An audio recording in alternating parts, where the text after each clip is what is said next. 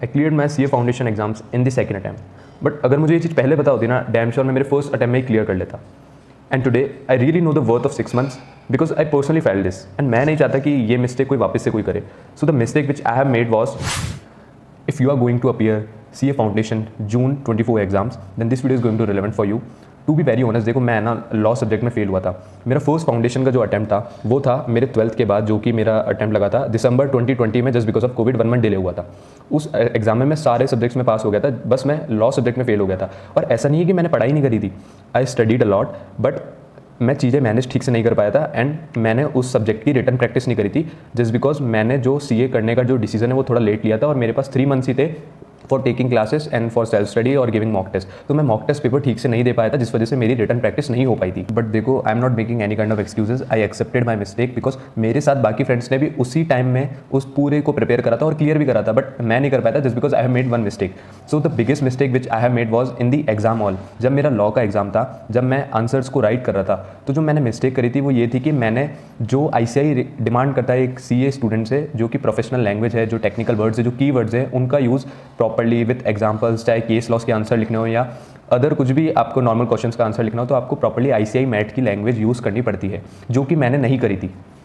And honestly saying, जो Covid का period था ना, उसके बाद पढ़ाई करने की आदत छूट चुकी थी।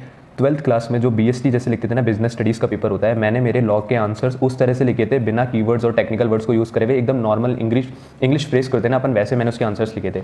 और ऐसा नहीं है कि मुझे आंसर्स नहीं आते थे, मुझे आंसर्स आते थे, बट मैंने कीवर्ड्स को यूज़ नहीं करा। मुझे लगा कि कोई ज़रूरत ही नहीं है और मैं बिल्कुल एकदम नॉर्मल वे में उस आंसर्स को प्रेजेंट करके अच्छे से बस आ गया। फिर जब मेरा लॉ का मतलब मेरा जो CA फाउंडेशन का रिजल्ट आया था, जब मुझे पता लगा कि मेरे लॉ सब्जेक्ट में मैं रह गया हूँ, तब मुझे ये चीज़ रियलाइज़ हो गई कि भाई मैंने ये क्या गलती कर दी। मुझे आंसर्स आते थे, फिर भी मैंने उन कीवर्ड्स और टेक्निकल वर्ड्स को यूज़ नहीं करा है। सो इस वजह से मेनली मैं फेल हुआ था, जो कि मेरे CA फाउंडेशन में मेरा सेकंड अटैम्प्ट लगा था।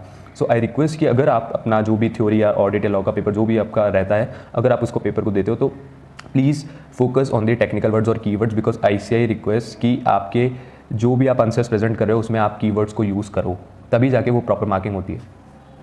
And you know some mistakes happen just because for the learning. So इस चीज़ को लर्निंग की तरह लेना। अगर आपने पहले ऐसे कुछ मिस्टेक कर दिए, ज़रूरी नहीं है कि आपका एंटायर सिलेबस कवर हो। मोस्ट प्रोबेबली प्रायोरिटी तो ये रहती है कि एंटायर सिलेबस कवर होना चाहिए, बट इन केस अगर आपका कुछ पोर्शन छूट रहा है तो आई रिक्वेस्ट कि अगर जो भी पोर्शन कवर हो रखा है उसको अच्छे से प्रेजेंट करना।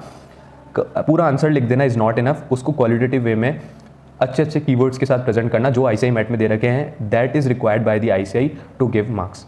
सो please focus on these things. And अगर आपको लगता है कि आपके किसी फ्रेंड के साथ ऐसे कुछ मिस्टेक्स हुई है, वो स्पेसिफिक सब्जेक्ट्स में रह चुका है, तो प्लीज़ उसको भी ये चीज़ बताइए आप, और ताकि वो आगे से ये गलती ना करे, बिकॉज ये गलती आपको एक अटैम्प्ट दे सकती है।